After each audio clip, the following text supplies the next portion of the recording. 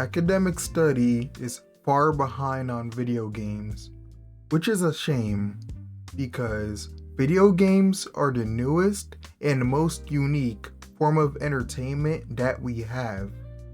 They're the only true hybrid medium, directly incorporating key elements from every other major form: music through soundtracks and rhythm-based gameplay, storytelling and world building from literature, and visual storytelling from film, television, and theater.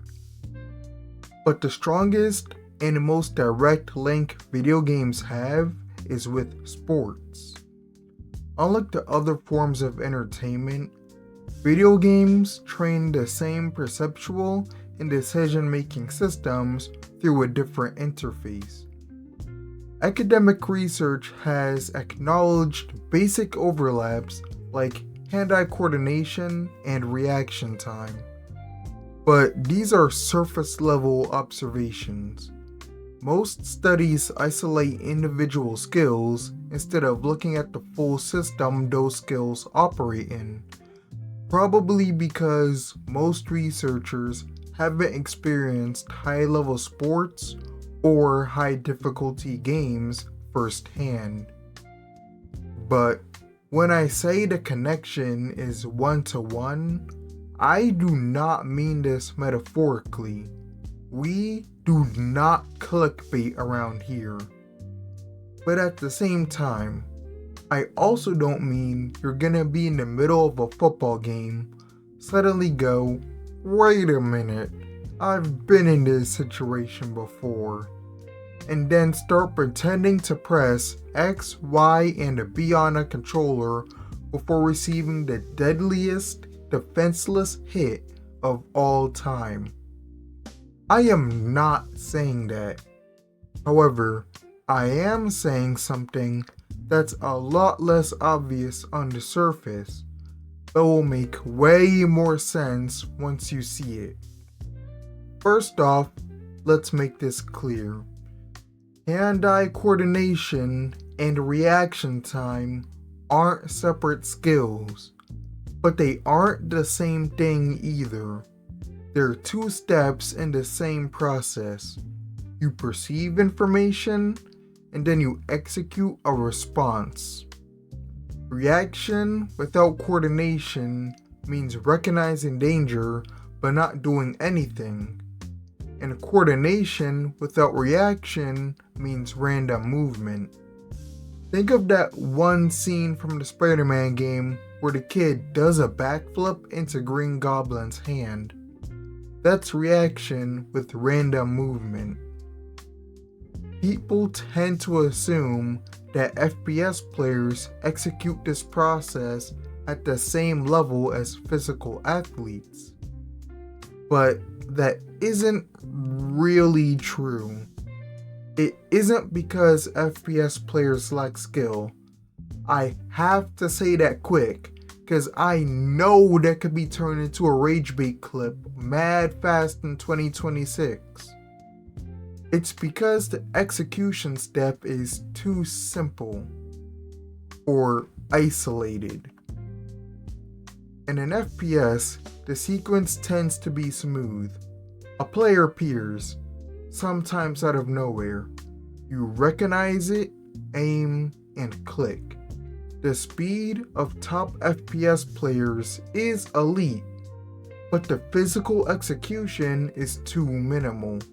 The body isn't being reorganized to respond, only the hands are.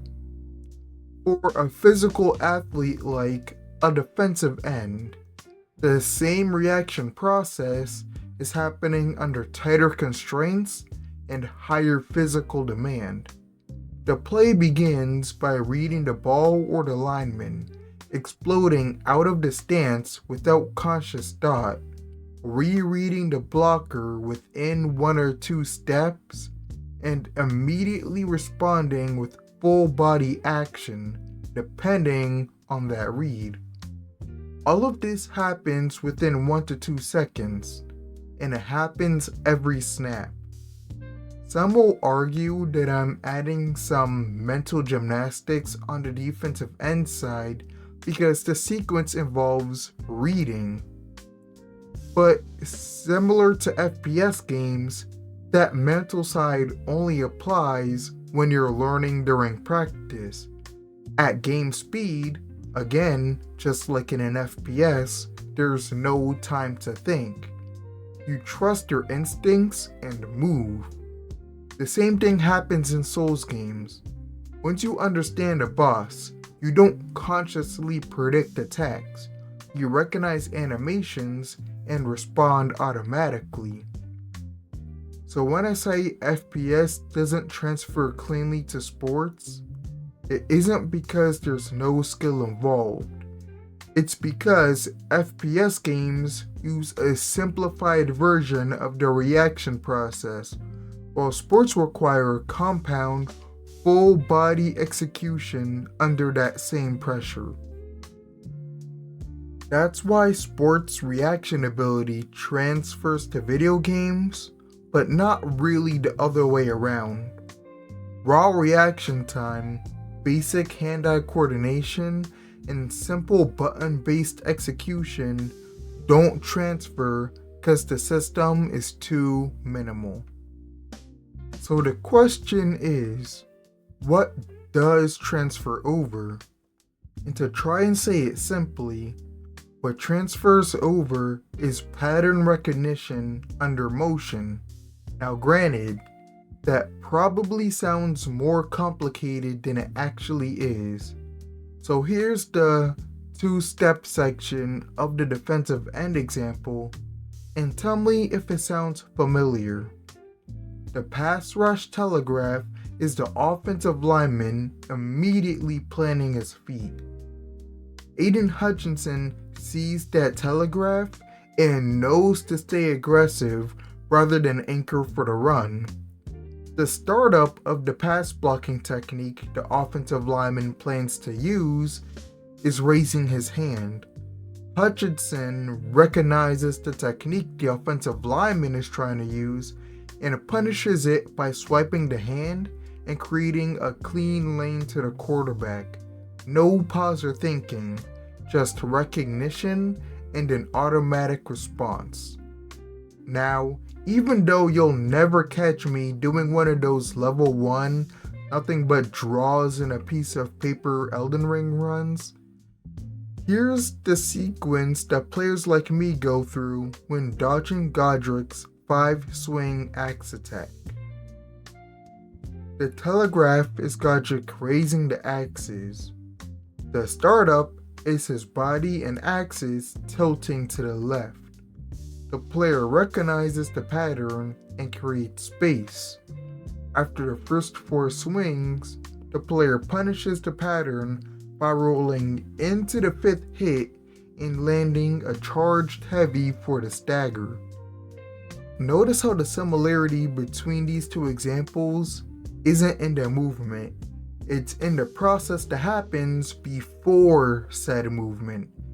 That process that's trained over thousands of reps. So the transfer isn't a raw skill. That's the misconception. The transfer is muscle memory, the body recognizing a familiar situation and responding as if it's been there before. This isn't a hypothetical. There's already proof in the NFL that these muscle memory reps are just as valuable as putting on the pads and physically practicing. While quarterbacks like Drew Brees and Pat Mahomes have experimented with VR training, Jaden Daniels is considered a pioneer in the implementation of the AI-driven VR training reps. It's a core part of his preparation. Daniels would put the headset on and have plays run at 1.75 times speed so that in-game reps feel slower by comparison. VR doesn't make him throw harder or run faster. It trains his muscle memory and perceptual systems so that his body recognizes game situations before his conscious mind needs to process them. It allows him to perform the mental side of the game faster than live reps alone could allow. Some people might push back here and say that VR training doesn't really count as using video games to train for sports. And I'm gonna keep it a buck. Arguing whether they're one-to-one or not doesn't matter. Don't let semantics make you miss what does matter though. And what matters is the process. VR works because it allows athletes to get additional exposure to game situations, patterns, and decision points without the additional wear and tear of live practice. The same exact process can be worked in video games. The interface is different, and the scenarios aren't always one-to-one or sport-specific, but the underlying training is still there.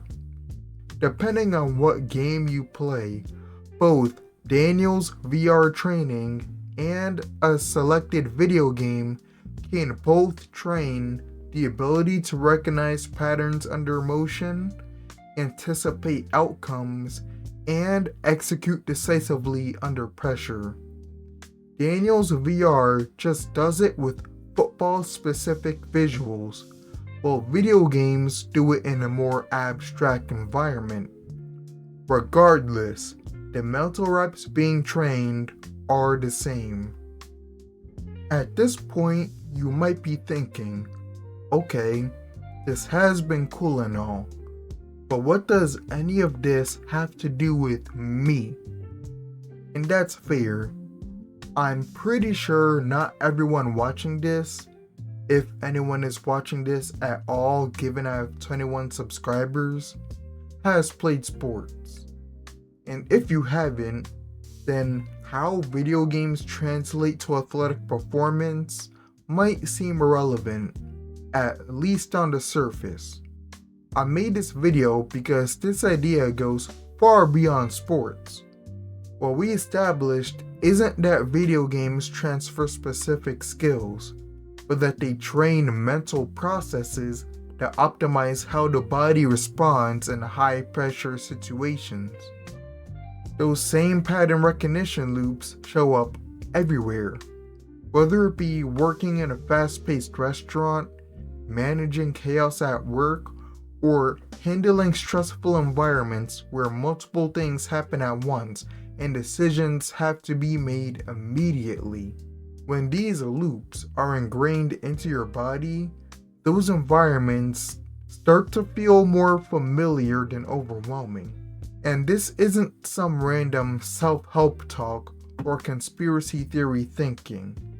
This idea is already widely understood in sports, which is why athletes are encouraged to play multiple sports growing up. Coaches know that key skills transfer between environments, even when the movements look different on the surface. For example, Byron Young, an outside linebacker for the Rams, does Pilates because it improves balance, stability, and body control in ways that make him a more effective pass rusher. The same principle applies outside of sports. When you recognize skills that transfer between different areas of life, you become more reliable, not just for yourself, but for the people around you. And that's the real takeaway of this video.